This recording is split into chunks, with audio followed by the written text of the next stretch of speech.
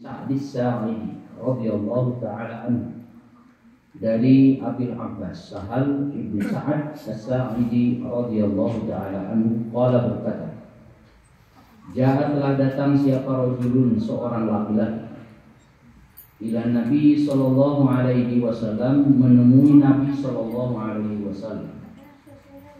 Faqala, maka berkata itu rajul, laki-laki ini berkata kepada Nabi, Ya Rasulullah, wahai Rasulullah, wahai utusan Allah, dullani ala amalin idza amiltuhu ahabbani Allah wa ahabbani an-nas.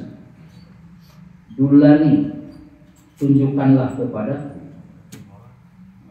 atau dullani, kiranya engkau mau menunjukkan kepadaku, ala amalin, terhadap satu amalan, idza amiltuhu, apabila aku mengerjakan terhadap amal tersebut, ahabbani, maka akan mencintai aku, siapa Allah, wa ahabbani, dan akan mencintai diriku, siapa an-nasu, manusia.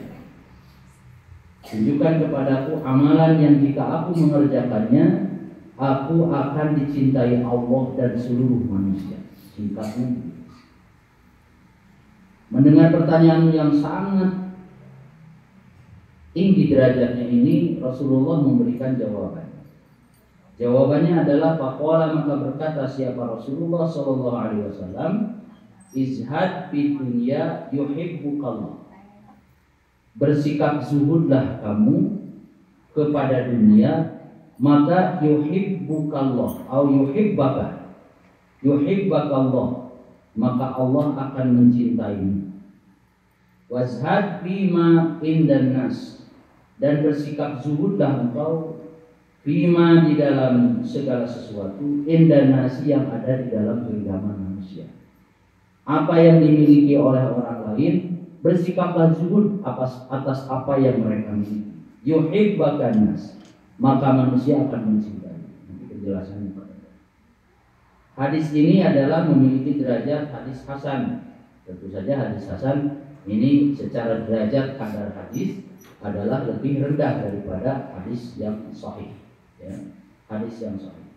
Sekalipun demikian, hadis hasan ini adalah hadis yang tentu saja bisa dijadikan hujjah. Hanya saja status ataupun kredibilitas serta derajat para perawi hadis tersebut tidak seperti hadis-hadis yang ada di dalam hadis yang sahih. Perawinya memiliki tingkat baik keadalannya maupun kedobitannya, ya, akhlaknya, ibadahnya, termasuk kecerdasannya di atas rata-rata. Itulah kenapa menunjukkan hadis-hadis yang mereka bawa menjadi hadis yang sahih. Baik hadis yang sahih lidzatihi ataupun misalnya sahih lidzatihi. Kemudian urgensi hadis ini dijelaskan secara panjang lebar oleh sebagian para pensarah hadis ini. Di antaranya adalah bahwa hadis ini yang ke-31 yang menjelaskan tentang hakikat kezuhudan dan buah dari kezuhudan itu terkandung di dalamnya dua wasiat dari Nabi Shallallahu Alaihi Wasallam. Ada dua wasiat penting yang ada di dalam kandungan hadis ini. Wasiat yang pertama adalah az-zuhdu fi dunya wa annahu sababun fi naili mahabbatillahi ta'ala li 'abdihi. Wasiat pertama kepada kita Nabi, bersikap zuhudlah terhadap dunia. Nanti apa definisi zuhud itu nanti kita akan coba gali lebih dalam. Yang kedua wasiat Nabi SAW, az-zuhdu fi aidin nas. Bersikap zuhud terhadap apa yang ada di dalam genggaman manusia. Artinya apa yang dimiliki oleh orang lain. Bahasa singkatnya. Saya merenung tentang kedua wasiat ini. Merenung panjang sekali sampai pada satu konklusi bahwa sebetulnya Nabi ingin mengajarkan kepada kita semuanya tentang sifat kezuhudan pada tahapan yang berbeda. Ada tahapan yang pada tataran keimanan, bahwa kita menyikapi dunia ini harus bersikap zuhud. Az-zuhdu fi dunya. Kenapa demikian? Karena faktanya annal insana la yumkinu an yamtalika dunya bi asliha.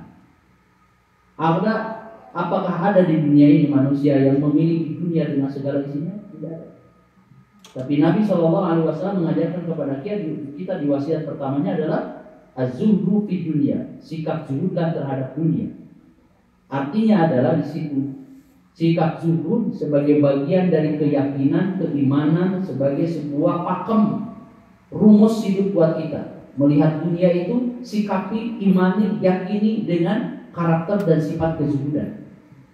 Karena tidak ada orang sehebat apapun, apa Presiden Prabowo dengan segala otoritasnya menguasai dunia dengan segala isinya, tidak. Apa kepala negara dari negara kuasa sekalipun, Amerika, Cina ataupun Rusia, apakah mereka memiliki dunia dengan segala isinya? Tidak. Mereka tetap terikat dengan beberapa batasan yang menunjukkan dunia ini tidak mungkin dikuasai oleh satu orang. Tapi sikap terhadap dunia, baik itu dunia yang bisa dia kuasai, termasuk dunia dengan segala yang tidak mungkin dia kuasai, harus dilandasi dengan sifat kejujuran. Ada sesuatu yang tidak bisa kita kuasai.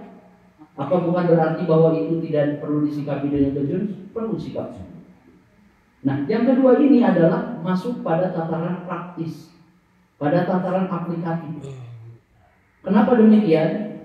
Karena sesungguhnya yang kedua wasiatnya adalah az-zuhdu fima fi aidin nas wa annahu sababun fil husuli ala mahabbatin nas.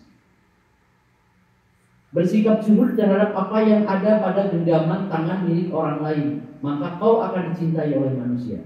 Jadi pada tataran keimanan, pada tataran keyakinan yang sangat besar, kezuhudan itu akan melahirkan kecintaan Allah kepada seorang hamba. Pada tataran praktek, pada tataran aplikatif, terapan, amalan, maka kezuhudan itu dipersempit pada wilayah zuhud terhadap apa yang ada di tangan manusia. Tentu saja manusia siapa? Manusia yang dekat dengan kita, manusia yang hidup bersama kita, manusia yang bertemu dengan kita. Makanya kata para ulama, ahli syuruk mengatakan, mungkinkah orang memiliki sifat iri ataupun memiliki sifat misalnya sifat hasad kepada orang, misalnya di luar orang yang kita temui, yang biasa kita ketemu, potensinya kecil. Siapa orang yang misalnya iri, dengki ataupun hasad kepada Vladimir Putin? Kita pikir ke orang, walaupun dia mungkin punya banyak kekayaan, tapi biasanya sikap itu, lawan dari kezuhudan itu akan muncul kepada orang-orang daripada orang yang ada di sekitar kita yang kita temui. Maka di dalam tataran praktis Nabi mengajarkan kepada kita satu pakem penting, bahwa zuhud pada hakikatnya adalah az-zuhdu fi aidin nas. Zuhud adalah apa yang ada di dalam otoritas atau kepemilikan seseorang. Jadi ini dua wasiat penting dari Nabi SAW. Yang pertama akan melahirkan kecintaan Allah kepada kita. Yang kedua akan melahirkan kecintaan manusia kepada kita.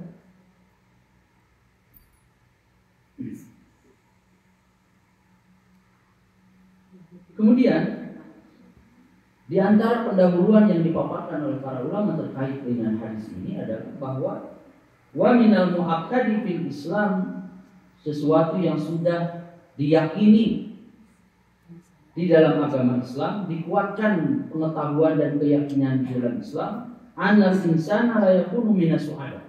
Orang tidak akan masuk dalam golongan orang yang bahagia, orang yang faizin, orang yang termasuk sukses, orang yang mendapatkan kenyamanan, ketenangan di dunia dan di akhirat, illa ba'da atahaqquq min mahabbatillahi lahu badan akharu ma indahu min al-akhiratil baqiyah ala dunyal fani. Orang tidak akan mendapatkan kebahagiaan, ketenangan, kenyamanan dalam hidup baik di dunia apalagi di akhirat, kecuali kalau orang itu sudah menunaikan kecintaannya kepada Allah. Bukti kecintaan kepada Allah dan Rasulnya itu ditunaikan dengan cara apa? Dengan mendahulukan apa yang ada terkait dengan akhirat daripada kepentingan dan maslahat dunia. Jadi di sini pendahuluannya adalah dilalui dengan melalui apa? Dengan menempatkan orientasi yang jelas. Orang kalau memiliki orientasi yang jelas, tujuan yang jelas, ya, ini akan memiliki prinsip dalam hidup. Makanya dalam Al-Quran selalu membacakan ayat, kalau kita baca surat Al-Alaq, walal akhiratu khairun laka minal ula. Sungguh akhirat itu jauh lebih baik untukmu wahai Muhammad daripada dunia. Walal akhiratu khairun laka minal dunia. Itu harus jadi pakem kita. Harus jadi tuntunan dalam kehidupan kita, bahwa seperti apapun akhirat jauh lebih baik daripada dunia. Sehingga dari keyakinan itu turunannya tidak sederhana. Cara kita melihat kehidupan, cara kita menempatkan dan menimbang kadar kemuliaan manusia, itu berangkat dari mana? Dari dalam istilah orang-orang para ahli berpikir filsafat itu disebut dengan world view. Ya, mungkin paradigma berpikirnya itu dibangun dari satu teori yang sangat mendasar, bahwa akhirat itu lebih baik daripada dunia. Sehingga turunannya jelas. Kita mengukur kemuliaan itu ukurannya adalah bukan sekedar ukuran dunia, apalagi sekedar ukuran perut. Tidak. Tapi ukurannya adalah maslahat dunia dan maslahat akhirat.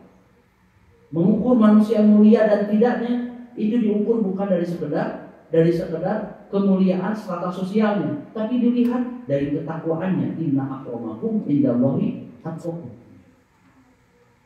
Melihat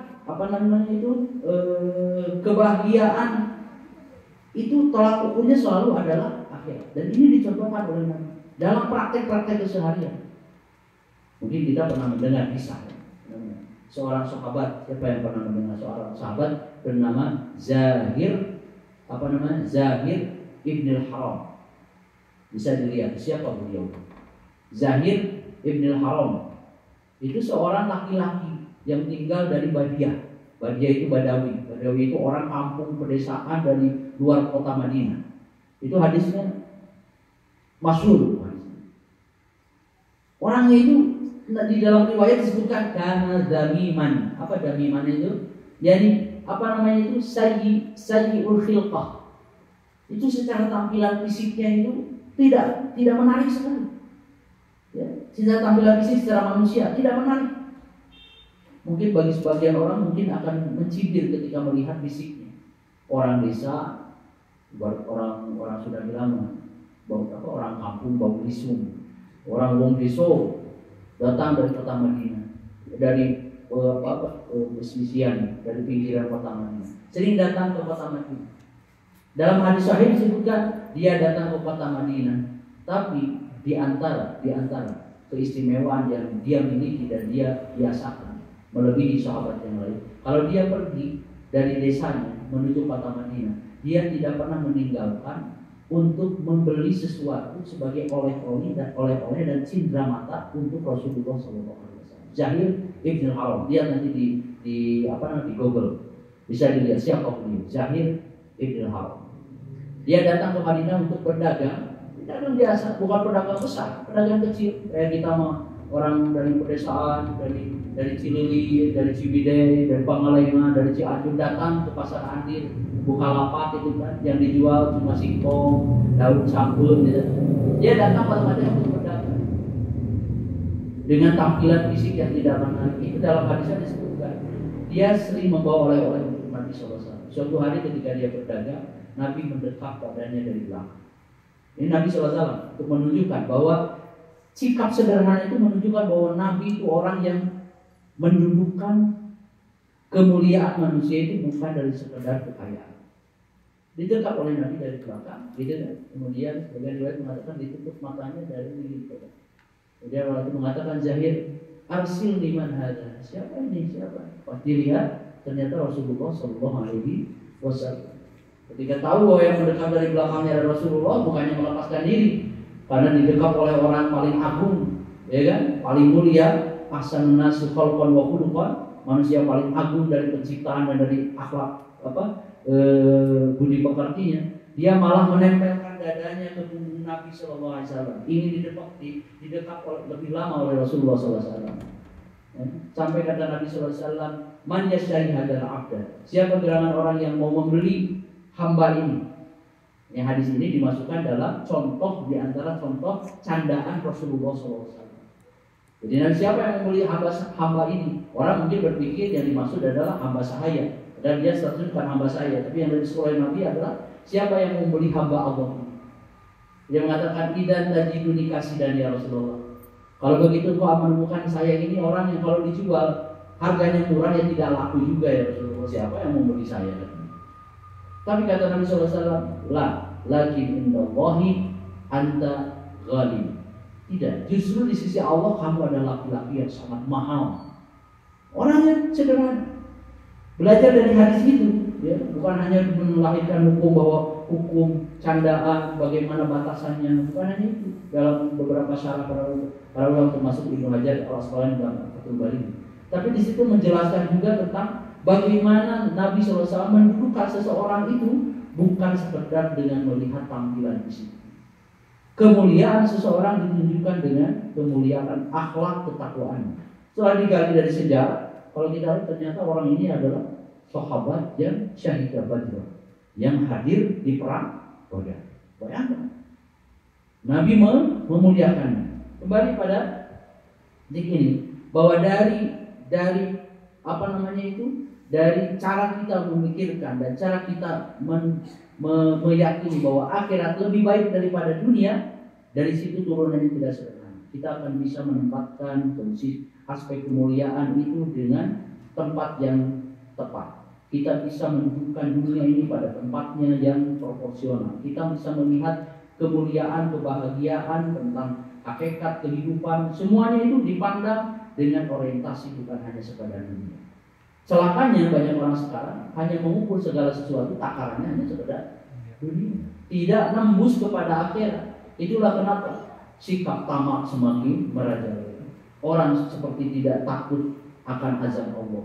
Orang semakin berani melakukan kezaliman, merampas hak orang lain dengan cara yang batil. Kenapa? Salah satunya adalah itu tadi, karena dia tidak punya orientasi bahwa setelah dunia itu ada kehidupan yang abadi, kehidupan yang benar-benar real. Ya, kehidupan dunia tidak apa namanya, salah satu ayat wa hayat dunya illa lahun wa la'ib wa inna darul akhirata lahiyal hayawan. Dunia itu hanya senda gurau dan permainan. Kehidupan yang nyata, yang real, sebenar-benarnya kehidupan adalah kehidupan di negeri akhirat. Orang banyak lupa tentang itu. Makanya di antara salah satu ajaran yang diajarkan Nabi kita, ajaran kepada Islam kepada kita adalah pasang apa yang disebut dengan konsep zuhud. Zuhud berangkat dari dua wasiat besar Nabi. Ya, zuhudlah, kalau diterjemahkan zuhud apa ya? Namanya itu mungkin apa? Terjemahnya apa kira-kira? Zuhud itu kalau padanan kata yang paling mendekati, karena bahasa kita mungkin tidak bisa mewakili bahasa dan kandungan makna zuhud dalam bahasa Arab. Setidaknya mungkin kita bersikap sederhanalah. Mungkin ya, karena kita bahasa kita tidak sekaya bahasa Arab ya. Mungkin bersikaplah sederhana terhadap dunia, maka Allah akan mencintaimu. Bersikaplah sederhana, ya kan, lawan dari tamakmu, maka kamu akan cintai oleh manusia. Kita lihat ya, apa yang dimaksudkan zuhud secara etimologis. Secara bahasa maknanya al-i'rad an syai' ihtiqaran lahu. Ini secara bahasa. Al-i'rad itu berpaling dari sesuatu dengan ihtiqaran lahu, seraya mendasarkan keberpalingannya itu karena melihat bahwa hal itu tuh tampak hina, tampak tidak bernilai. Orang berpaling itu kan tendensinya beda-beda, ya kan? Orang berpaling bisa jadi karena benci, orang berpaling karena ingkar, orang berpaling karena marah, orang berpaling karena malu, orang berpaling karena meremehkan, orang berpaling karena menghinakan, bisa macam-macam tendensinya. Maka yang disebut dengan zuhud adalah al-i'rad an syai'i ihtiqaran lahu. Berpaling dari sesuatu dengan tendensinya adalah meremehkan atau merendahkan sesuatu. Ini secara bahasa. Berarti kalau kita secara bahasa, kalau kita melihat apa itu zuhud, az-zuhdu fi dunya, zuhud terhadap dunia itu Berarti berpaling dari dunia, kalau secara bahasa, berpaling dari dunia dengan melihat dunia itu sesuatu yang tidak berharga. Ini secara bahasa. Memalingkan diri pandangan kita. Tentu saja nanti kita ada penjelasan apakah kita harus hidup miskin, apakah kita tidak boleh kaya, apakah kita tidak boleh mengelola dunia. Wajib mengelola dunia ini. Ya. Kezuhudan yang sebenar itu bukan berarti bahwa dia itu berpaling menganggap dunia itu aduh, musuhnya agama, musuhnya manusia. Enggak. Dan itu dibantah oleh sekian banyak ulama. Nih, Muhammad Al-Ghazali di dalam salah satu tulisannya mengatakan bahwa konsep zuhud, ya kan, jangan dipahami seperti yang dipahami oleh sekian banyak para duat, bukan manusia, para duat, sebagian orang, para penyeru di dalam kebenaran ini. Ada orang yang mengatakan bahwa bi anna dina adu dunia, bahwa agama ini musuh dunia, seolah-olah agama dengan dia dihadap-hadapkan sebagai sesuatu yang bertolak belakang. Ini tentu pemahaman yang tidak benar. Atau misalnya dikatakan lagi wa anna ahadan la yablughu haqiqata taqwa illa idza asa munjawiyan 'anil alam. Orang tidak disebut sebagai orang yang takwa dengan sebenar-benarnya takwa kecuali kalau dia hidup menyendiri, terpisah, memanjinarkan dirinya dari kehidupan dunia, dari dunia ini, tidak ikut dengan dinamika kehidupan. Tidak, bukan itu. Ya. Jahilan bihaqaiqid dunia, dia tidak tahu a priori dengan kebutuhan dinamika kehidupan dunia, sudah tidak peduli lagi dengan dunia sama sekali. Dalam pandangan sebagian besar para ulama itu bukan sikap zuhud, ya, karena agama tidak mungkin dihadap-hadapkan bertentangan dengan dunia, karena efeknya tidak sederhana. Kita ini diciptakan oleh Allah sebagai khalifah. Apa khalifah itu? Adalah makhluk yang datang silih berganti dengan fungsi untuk menjadi pengelola alam semesta ini dengan membawa kemaslahatan sebagai hamba Allah. Disebut khalifah itu yahkumu ba'duhum ba'd, mengganti generasi hilang, datang generasi yang berikutnya. Tugasnya apa? Memakmurkan bumi sehingga bumi ini dipenuhi dengan orang-orang yang beriman, orang-orang yang baik. Ini tugas daripada manusia. Coba kalau manusia menganggap dunia itu sebagai sesuatu yang musuh atau dihadap-hadapkan dengan sesuatu, dengan agama ini seolah berlawanan, tentu saja ini adalah sesuatu yang tidak sesuai. Apa makna zuhud secara terminologi, secara istilahi atau secara makna syar'inya apa? Tentu saja para ulama dari generasi salaf memberikan definisi yang sangat beragam. Nah, di antara definisi yang dihadirkan adalah definisi yang dihadirkan oleh Imam Ahmad an Abi Idris Al-Fulani. Di antara definisi yang dipilih oleh dalam salah satu syarah adalah laisa zahadatu fid dunya bi tahrimil halal. Tidak termasuk kezuhudan di dunia dengan cara mengharamkan yang halal saja. Wala idha'atil mal, tidak juga dengan menyia-nyiakan harta. Ya kan? Membuang-buang harta, membuang harta materi, ya kan? Karena merasa dianggap materi ini tidak penting bagi dia. Innama zahadatu fid dunya, yang termasuk sikap kezuhudan di dalam dunia adalah antakuna bima fi yadillah, sesuatu yang ada di tangan Allah, awsaqu minka bima fi yadik. Apa yang ada di sisi Allah lebih kita percayai, lebih kita yakini, lebih kita harapkan daripada apa yang ada di tangan manusia. Itu yang pertama. Wa idza usibta bi musibatin kunta asyadda raja'in li ajriha wa dukhliha min iyaha law baqiyat lak.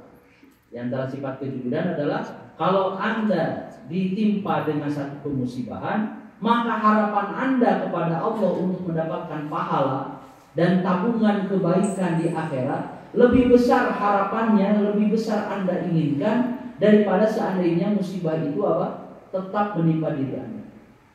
Artinya bahwa di sini sebetulnya yang ingin dijelaskan adalah bahwa sifat zuhud itu adalah lebih banyak didominasi oleh amalan-amalan qaul.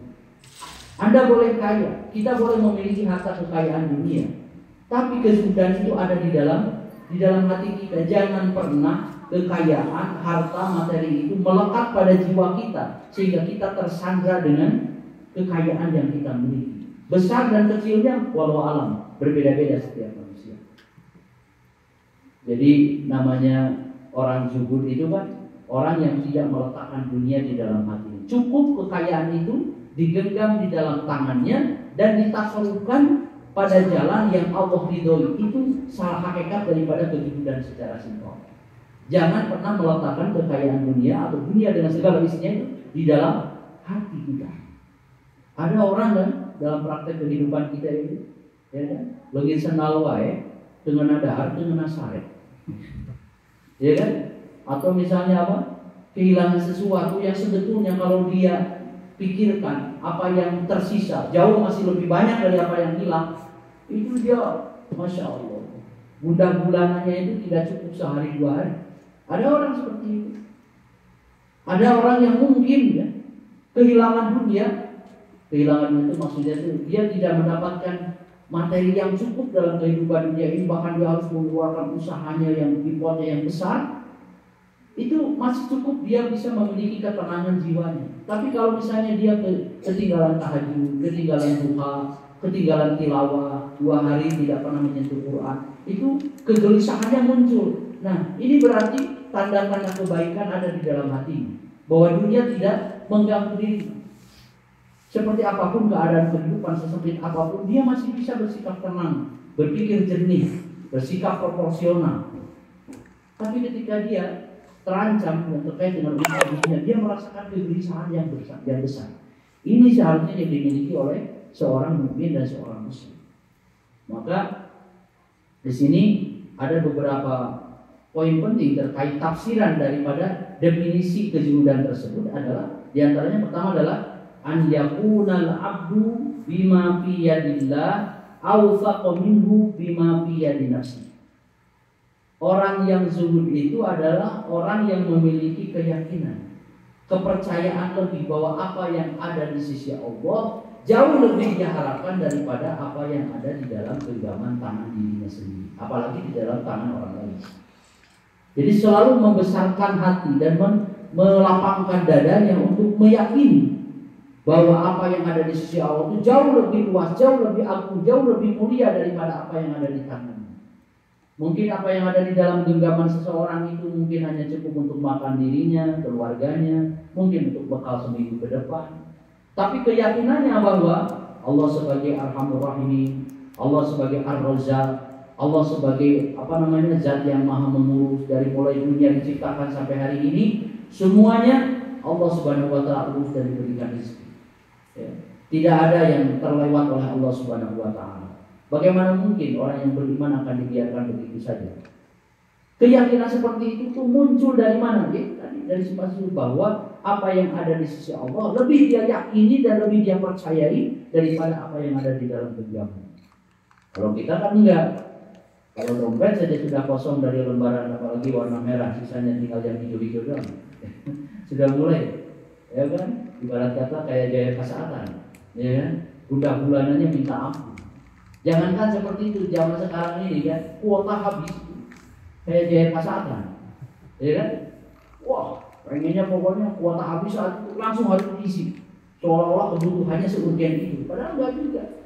Sebelum ada smartphone atau ada gadget yang sekarang dengan segala kemajuannya, dulu kita hidup baik-baik saja tanpa itu semuanya. Mungkin di sebelum itu muncul kita ada BlackBerry, mungkin sebelumnya lagi ada Nokia, Polyphony, itu kan. Mungkin kalau kita lihat sekarang itu mungkin SMS kita ada durasinya. Hurufnya kalau sudah 120 misalnya kan karakternya sudah berhenti, nggak bisa lagi. Dulu seperti itu kita baik-baik saja. Sekarang sudah semakin maju, kita semakin tersiksa. Baru keluar rumah, baru 1 kilo perjalanan, ingat apa yang tidak terbawa, balik lagi. Saking betapa tanpa disadari kita tersandra dengan sesuatu yang sebetulnya dulu kita biasa-biasa saja. Dan ini menunjukkan betapa kita perlu khawatir dengan kondisi seperti ini. Berarti apa yang ada di dalam genggaman kita jauh lebih kita percayai, lebih kita takutkan kalau itu hilang daripada apa yang ada di sisi Allah Subhanahu wa taala. Ini yang pertama. Ya. Kemudian an yakunal abdu idza usiba bi musibatin fi dunyahu kadhabi malin aw waladin arghab bi thawabi dzalik mimma dhahaba minhu minad dunya andan wala. Kalau orang itu ditimpa musibah, tafsiran definisi kezuhudan kedua adalah Kalau orang ditimpa musibah dengan musibah dunia, maka baik itu harta, anak, keturunan, apapun bentuknya, maka pahala dan kebaikan di sisi Allah lebih dia harapkan. Lebih dia harapkan untuk dia dapatkan. Artinya apa yang di sisi Allah Subhanahu wa taala, sekalipun menemukan kondisi yang mungkin tidak sesuai dengan harapan dan keinginannya, dia masih tetap menancapkan harapannya kepada Allah Subhanahu wa taala. Ini orang zuhud. Orang zuhud itu tidak mesti orang pakaiannya compang-camping gitu kan, belum tentu. Jangan-jangan di dalam isi hatinya bahwa di dalamnya banyak sekali penyakit-penyakit hati. Kezuhudan kita tidak meletakkan dunia di dalam hati kita, cukup di dalam genggaman kita semua. Makanya kita sangat-sangat respect, sangat kagum ya, kalau melihat orang diberikan kelebihan harta dan kekayaan. Bersamaan dengan itu kita menemukan bahwa dia diberikan keluasan jiwa dan kelapangan hati untuk mendermakan sebagian harta yang menurut kita kuantitasnya, jumlahnya itu sudah lebih daripada cukup. Ini berarti kemuliaan, dua kemuliaan. Satu kemuliaan diberikan karunia anugerah berupa rezeki berlebih berupa materi. Kelebihan yang kedua, keutamaan yang kedua, diberikan kelapangan hati ini yang mahal. Ya, kelapangan hati. Ada orang sampai mewakafkan tanah hektaran untuk kemaslahatan khidmatan lil Islami wal muslimin, sebagai bentuk pelayanan terbaiknya untuk Islam dan agama dan kaum muslimin. Untuk apa? Kemaslahatan berbagai pendidikan dan sebagainya. Padahal kalau dia buat kafe, dia buat apa? Buat villa, buat keuntungan dirinya, mungkin dia akan mendapatkan keuntungan yang lebih. Tapi berarti di dalam pikiran dan jiwanya ada satu pakem rumus apa? Akhirat lebih dia harapkan daripada dunia. Balik lagi kepada muslim, akhirat lebih baik daripada. Kita sesedih apapun, senelongso apapun, sesempit apapun kehidupan, kalau yang dipasang di hadapan kita adalah bahwa ada yang kita tunggu, yaitu alam akhirat, saya yakin kesedihan itu akan bisa diminimalisir dibanding kalau kita fokus dengan objek kesedihan yang sedang kita pikirkan. Kita akan terus mendalam-dalami kesedihan tersebut. Tapi kalau kita lihat ke langit, ternyata langit masih luas. Lihat bagaimana Allah Subhanahu wa taala menyiapkan harapan bagi orang beriman, ya kan? Al-Quran sebutkan iyamsaskum qarhun faqad massal qauma qarhun mithlu wa tilkal ayyamu nudawiluha bainan nas. Kalau mereka iyamsas, kalau kamu wahai kaum muslimin, kalian semuanya mendapatkan luka pada perang Uhud, iyamsasum qarhun faqad massal qauma qarhun mithlu. Sama, mereka juga, musuh kalian juga sama terluka. Jadi sama-sama di dunia itu. Kadang yang ada itu hanya sawang sinawang, rumput di halaman rumah orang lain tampak terasa lebih indah daripada rumput yang ada di halaman rumah kita. Ya, kalau sudah ngobrol empat mata, jangan-jangan kasus sana lebih obat-obatan kurang. Ya kan? Apa yang pakai baju oranye sekarang itu, misalnya siapapun dia yang sudah digiring, walaupun statusnya misalnya baru saksi ataupun baru dipersangkakan, belum terdakwa, apa dalam kondisi seperti itu dia nikmat makan, nikmat tidur seperti yang kita lakukan? Belum tentu.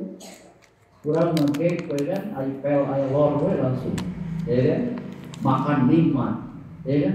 Masih bisa kita menikmati makanan, tidur yang nyenyak itu kan? Orang yang misalnya katanya berlimpah harta, kekayaan, jabatan, kehormatan sudah banyak, dalam kondisi seperti itu sudah pakai rompi warna oranye, apa dia nikmat makan, nikmat tidur? Saya yakin sepanjang malam, sepanjang hari memikirkan apa yang harus saya lakukan, apa yang harus saya katakan. Kalau dia dari awal sudah berbohong, apa rekayasa kebohongan apa lagi yang harus saya buat? Terus begitu. Apa nikmatnya kehidupan seperti itu? Maka tentu saja kesyukuran yang harus kita pasang dalam diri. Yang ketiga adalah, yang antara tafsiran definisi zuhud itu tadi adalah an yastawiya indal abdi hamiduhu wa damuhu fil haq. Sama baginya antara si pencela dengan si pemuji. Nah, ini ciri orang zuhud. Tadi yang pertama adalah apa yang ada di dalam genggaman Allah, di dalam genggaman lebih dia percaya dan yakin daripada apa yang ada di dalam tangannya. Kalau ditimpa musibah, harapan, pahala, kebaikan yang ada di sisi Allah dari musibah itu lebih dia yakini daripada musibah yang sedang menimpa dirinya. Yang ketiga adalah sama baginya antara pujian dengan celaan. Ini ciri orang zuhud. Ternyata zuhud itu tidak sekedar berkaitan dengan harta, kekayaan, materi. Tapi kita bisa sama dicela orang yang baik, Ya kan? Selama kita fil haq, selama kita dalam real, dalam jalan yang benar. Yang dipuji juga tidak lantas membuat dia itu semakin melambung, semakin takabur dan sombong, tidak.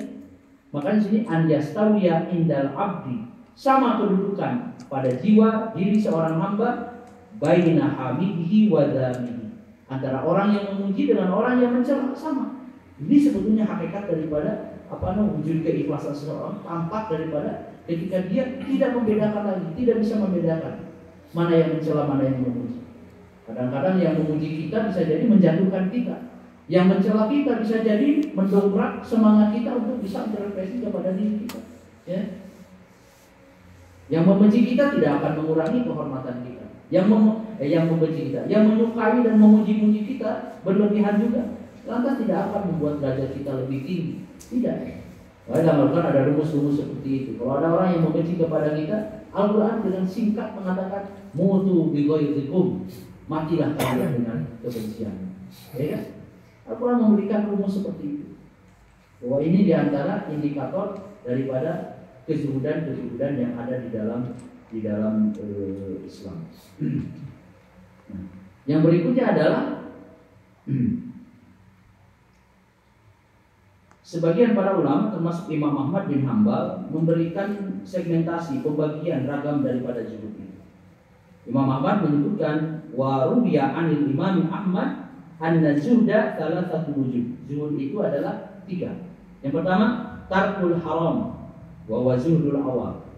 Kezuhudan yang levelnya level rendah, level masyarakat awam. Apa itu? Yaitu dengan meninggalkan segala sesuatu yang diharamkan. Itu sudah kezuhudan. Kita meninggalkan maksiat, kita meninggalkan barang yang haram, kita meninggalkan barang-barang yang mungkin kalau kita konsumsi tentu saja statusnya haram, tidak baik, tidak halal. Itu sudah masuk dalam kategori sikap zuhud dalam pandangan Imam Ahmad. Tapi levelnya level awam. Yang kedua adalah tarkul fudul minal halal. Naik pada level berikutnya adalah, ini orang khusus katanya, bahwa zuhdul khawas, kezuhudan orang-orang khusus, orang spesial. Apa itu? Tarkul fudul minal halal. Kalau yang haram saja dia jauhi, yang syubhat dia tinggalkan. Ini orang yang zuhudnya adalah tarkul fudul. Apa itu? Meninggalkan berlebih-lebihan dalam sesuatu yang dihalalkan. Yang halal saja dia tidak berlebih-lebihan, cukup untuk memenuhi kebutuhan pokok. Nah, kita kayaknya pada wilayah ini mulai sudah tidak termasuk, masih kita tingkatan awam gitu ya. Kalau sudah ada di hadapan kita entah makanan atau apa, keinginan kita, syahwat kita selalu ingin mendorong bahwa kita itu ingin berlebih dalam hal itu. Padahal yang halal itu boleh, tapi meninggalkan berlebih-lebihan untuk sesuatu yang halal itu masuk dalam derajat yang tinggi, yaitu makomnya makom zuhud. Dan ini adalah hakikat dari kecukupan seseorang. Saya menemukan membaca satu redaksi para ulama. Kira-kira makna ketercukupan itu apa? Sebagian orang mengatakan hakikatul istighna, al-istighna anhu la al-istighna bihi. Apa artinya? Makna sesungguhnya dari sebuah istighna itu kecukupan seseorang adalah apa? Al-istighna anhu. Ketika seseorang itu merasa cukup jauh dari apapun. Misalnya, contohnya, maknanya adalah misalnya kalau orang tidak pernah berinteraksi dengan Instagram, contoh ya. Facebook misalnya kan, ya kan? Berarti dia al-istighna Instagram, al-istighna Facebook, ya kan? Dia akan merasa cukup dengan WhatsApp saja. Ada orang kena peretasan gitu, ya kan? Diretas Instagramnya, orang muslim. Beberapa ini sekarang para hacker itu mulai meretas beberapa platform di media sosial seperti Instagram. Terutama sekarang yang diretas itu banyak sekali lembaga-lembaga pendidikan Islam. Lembaga pendidikan Islam, orang-orang yang tidak bertanggung jawab untuk mengambil data segala macam. Bukan hanya bank, ya kan? Dunia perbankan yang sekarang diancam oleh peretasan data. Tapi juga tahun-tahun sebelumnya kita tidak pernah mendengar berita itu. Tapi sekarang mereka tahu kelemahan lembaga pendidikan Islam dari sisi kekuatan, dan padahal mereka punya data. Data itu akan dimanfaatkan, diretas. Banyak beberapa keluar dari beberapa lembaga pendidikan pesantren teman-teman kami yang dikelola, ada Instagramnya diretas, ada Facebooknya tempat mereka menginformasikan berita tentang lembaga pendidikan diretas oleh orang yang tidak bertanggung jawab. Kalau orang itu tidak bersentuhan dengan hal itu, dia tidak akan merasa terganggu apapun, ya kan? Al-istighna'an itu. Kadang-kadang kita merasa cukup itu kalau instrumen di sekitar kita memenuhi. HP lengkap, lengkap, jadi kan gitu kan. Instagram ada, Facebook ada, pokoknya hidup itu merasa cukup, tercukupi kalau perangkatnya lengkap. Tapi kata para ulama, hakikatul istighna, ketercukupan yang sesungguhnya adalah ada kalanya orang itu ketika jauh dari itu semuanya itu orang menjadi cukup. Dia orang kampung, orang desa, tidak pernah bersentuhan dengan media sosial dengan apa, tapi hidupnya dia merasa cukup ketika tidak bersentuhan dengan itu semuanya. Ada orang dia merasa cukup kalau perangkat-perangkat pendukungnya ada di hadapan dia. Satu aja hilang, wah sudah gelagapan. Dia seperti ada kekurangan dalam kehidupan ini, ya kan? Entah kuotanya habis, entah Instagram, Facebooknya tidak bisa diakses, atau dia mobile bankingnya macet misalnya kan, ATM-nya tidak bisa. Itu sudah kayak gimana nih? Padahal di sisi lain ada orang yang tidak pernah bersentuhan dengan itu, dan dia merasa baik-baik saja. Jadi kata para ulama, di dalam cara pandang perspektif para ulama, namanya ketercukupan itu adalah ketika seseorang itu misalnya ada di antara mereka itu yang al-istighna'an, tidak bersentuhan dengan perangkat-perangkat yang memang sebetulnya tanpa itu pun mereka bisa baik-baik saja. Ada orang seperti itu. Maka di sini dikatakan kita mau masuk di wilayah mana? Mau kezuhudan orang awam atau kezuhudan orang khusus? Ada lagi yang tingkatan tertinggi adalah tarku ma yusghilu anillah. Segala sesuatu yang melalaikan dari Allah. Ini mah sudah wa huwa zuhudul arifin. Kezuhudan orang-orang yang sudah mengenal Allah. Ya enggak? Kayaknya belum nyampe lah ke sini ya. Tapi kezuhudan kita masih zuhudul awam lah. Meninggalkan yang haram. Ya. Kadang sesekali kita terhadap sesuatu yang halal kita tidak berlebihan. Ya sudah mau masuk wilayah 2, tapi tiba-tiba turun lagi. Mau level 2 turun lagi. Untuk level yang tertinggi rasanya berat bagi kita ini.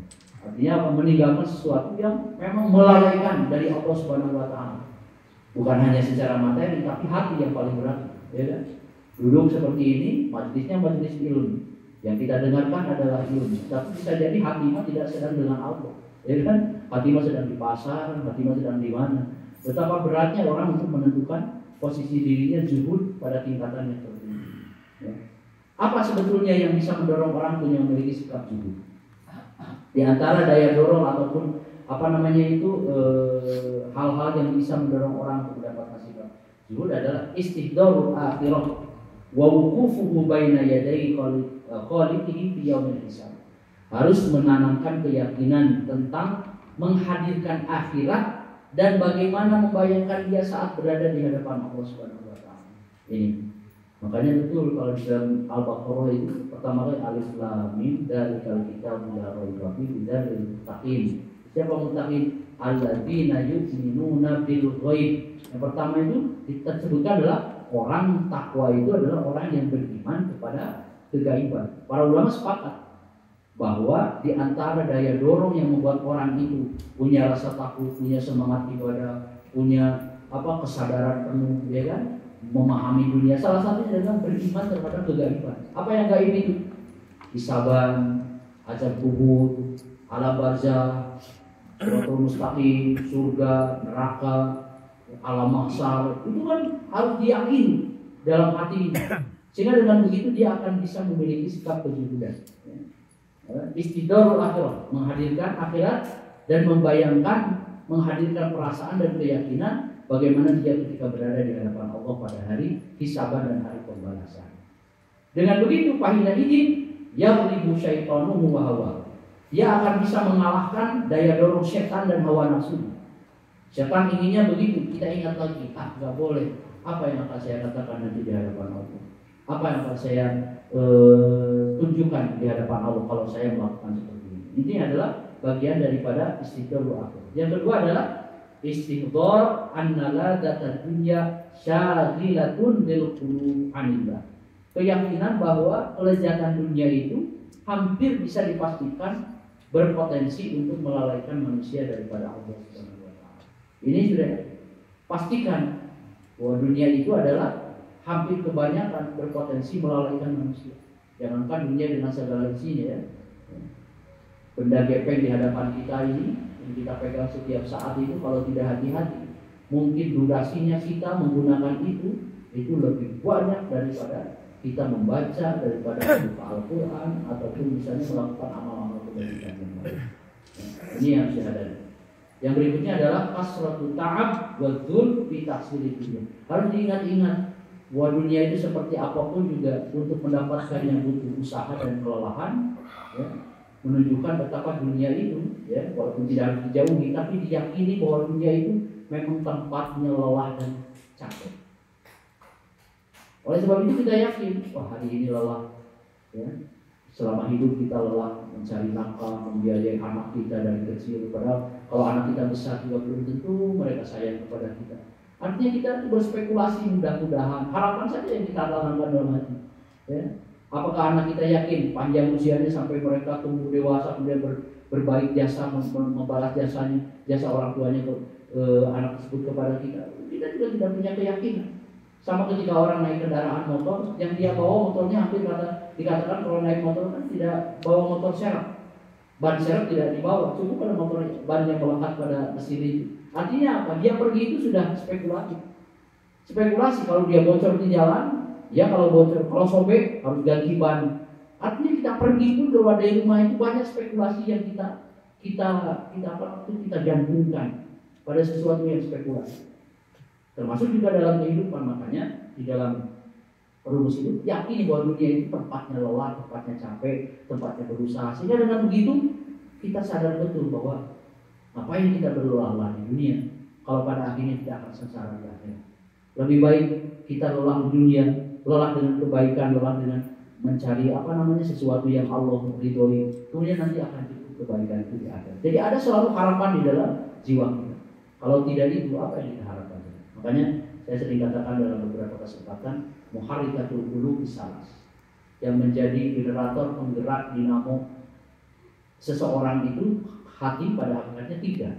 Yang pertama adalah cinta, yang kedua adalah roja, harapan, yang ketiga adalah khauf itu rasa takut. Tiga ini aja. Ya, kita pergi pagi pulang sore, pagi pulang kepanasan, kehujanan, ibarat kata kalau mungkin kulit juga kerupuk dorok misalnya kan ibarat kata kehujanan, kepanasan. Kalau kita tanya kenapa bapak kok mau-maunya begitu, pergi pagi pulang sore, belain apa buat keluarga? Karena saya cinta kepada mereka. Selain cinta apa lagi?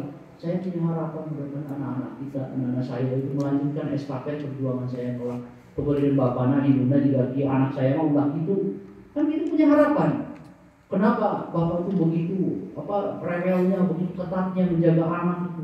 Pagi diantarkan pulang, tidak pulang dari sekolah, keluar dari rumah ditanyakan, maghrib belum datang, diteleponin. Kenapa sampai seperti itu? Takut, khawatir anak saya begini. Generator yang ada dalam hati penggerak segala aktivitas kita itu tiga.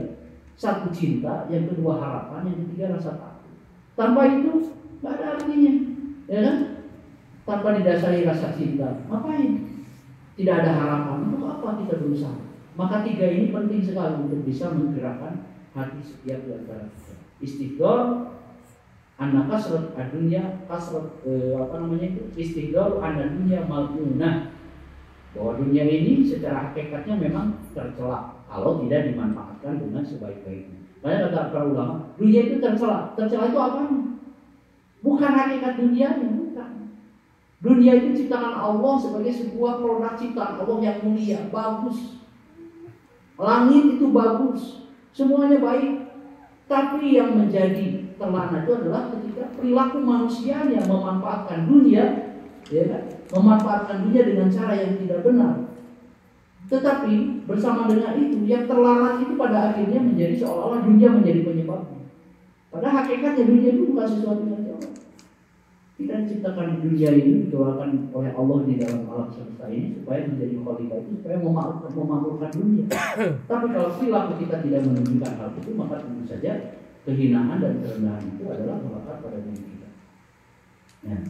Dan berikutnya adalah diyakini bahwa tahqir sya'ni dunia wa tahdhir min ghururiha, harus berhati-hati terhadap tipu daya dunia. Ayat Quran menyebutkan sekian banyak ayat-ayat yang bal tu'thiruna al-hayata dunya wal akhiratu khairun wa abqa. Ya. Justru kalian semuanya mendahulukan kehidupan dunia dan akhirat lebih baik untuk kalian dan lebih kekal padanya. Qul mata'ud dunya qalil wal akhiratu khairun liman ittaqa. Katakan Muhammad, harta kekayaan dunia itu sedikit, sementara akhirat jauh lebih baik liman ittaqa, bagi orang-orang yang bertakwa. Ayat yang lain mengatakan fala taghurrannakumul hayatud dunya wala yaghurrannakum billahil ghurur. Jangan sekali-kali kehidupan dunia memperdaya kalian. Sekarang banyak sekali ya, kalau tidak hati-hati dunia ini mengelabui kita kehidupan dunia. Maka tentu saja ilmu seperti ini, ilmu kezuhudan, ilmu kesederhanaan itu harus ditanamkan oleh kita semuanya, bukan hanya kepada diri kita, termasuk juga kepada anak-anak kita. Nah, kemudian di sini disebutkan ada beberapa golongan manusia terhadap dunia ini. Ada dua bagian. Yang pertama adalah man angkara an yakuna lil ibadi darun ba'da dunya lisawab wal iqam. Anak cucu Adam melihat dunia itu ada dua kategori. Yang pertama, ada orang yang mengingkarinya secara total, tidak percaya adanya akhirat. Yang dia yakini adalah dunia saja. Setelah dunia sudah selesai. Mungkin orang seperti ini orang yang ateis, orang yang tidak non-muslim, ya kan, tidak meyakini kehidupan akhirat setelahnya, atau mungkin dengan pemahaman yang salah. Dunia ini seperti akhir segala sesuatu. Makanya katanya orang Jepang, ya, Senin sampai Jumat habis-habisannya di dunia. Kemudian nanti Sabtu, Ahad, weekend habiskan. Karena dia berpikir mau ngapain lagi kita, kecuali kita bersenang-senang di dunia. Maka setelah kita berlelah-lelah mencari uang, mencari harta, kita habiskan supaya kesempatan ketika hidup di dunia itu dipuaskan segala sesuatu. Ada orang yang menghabiskan kekayaannya, menjual kekayaannya hanya untuk jalan-jalan keliling dunia. Yang membaca di berita itu ada perempuan kalau tidak salah menjual kekayaannya itu di negeri tempat dia tinggal itu, dijual semuanya dengan tujuan saya ingin menghabiskan masa usia saya yang sudah tua ini dengan cara berkeliling dunia. Pokoknya saya ingin suka-suka daripada saya mati nanti tidak bisa menikmati apa-apa. Ini berangkat dari ketidakyakinan tentang adanya. Kalau kita orang beriman enggak, dunia ini hanya jembatan. Kita lewat dalam perjalanan, kemudian ada pohon, kemudian diam di situ berteduh sejenak, kemudian kita pergi lagi melanjutkan perjalanan.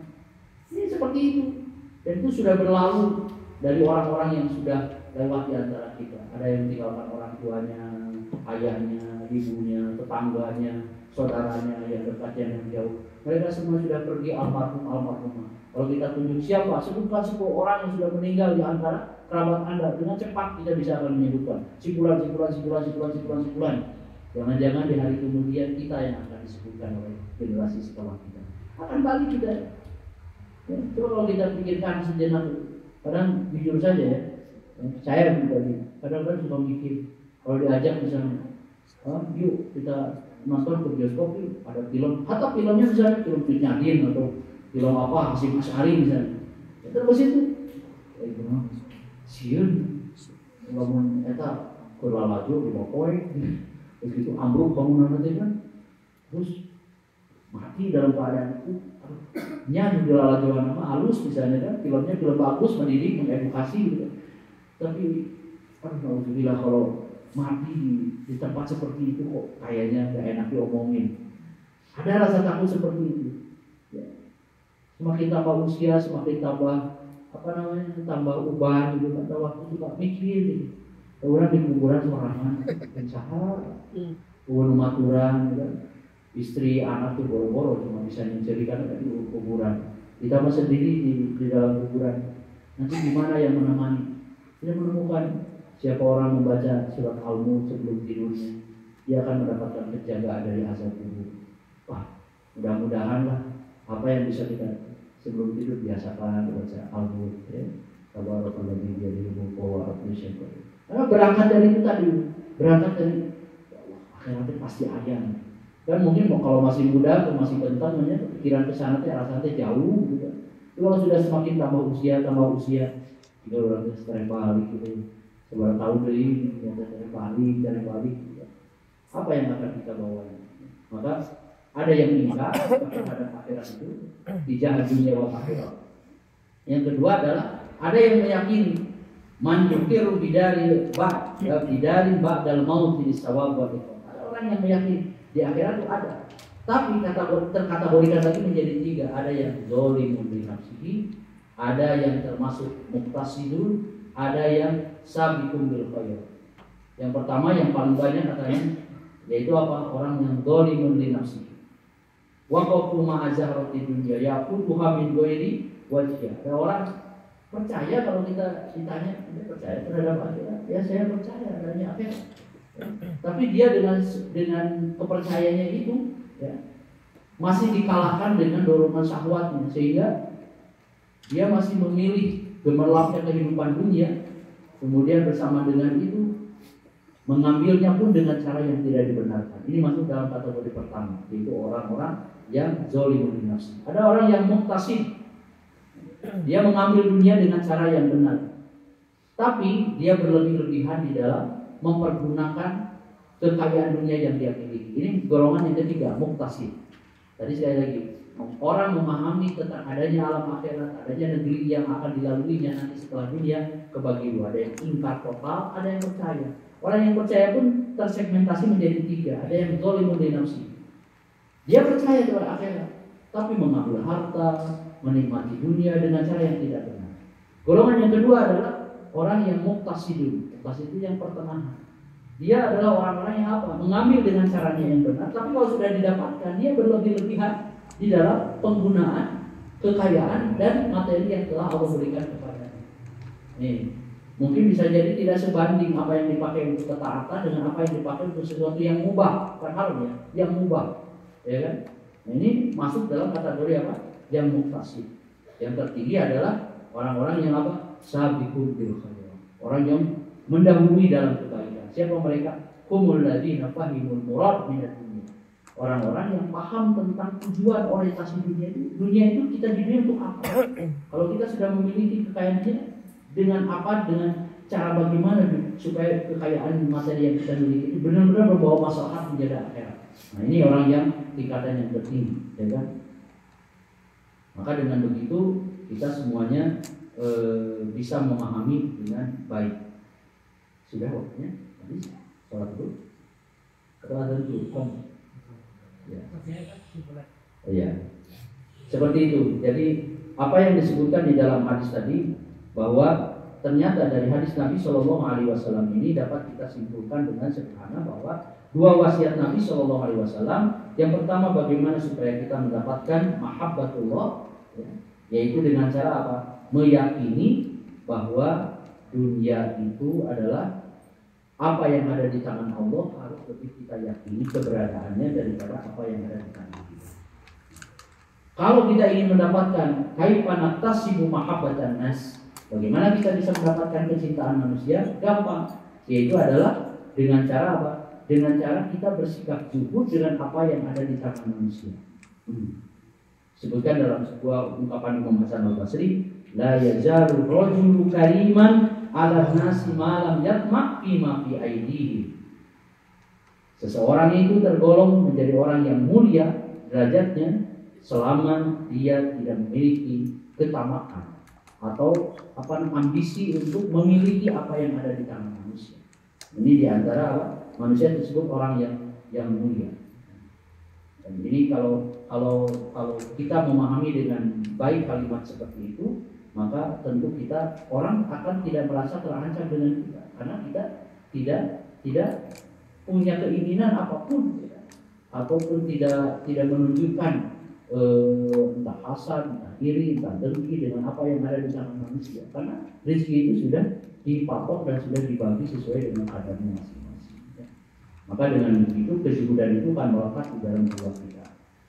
Kadang-kadang teori seperti ini itu sebetulnya secara praktek itu sudah dilakukan, bahkan sudah menjadi tabiat alamiah bagi sebagian orang-orang yang mungkin ngajinya tidak sebanyak kita, tapi hadiah dari Allah diberikan di dalam hatinya kejujuran.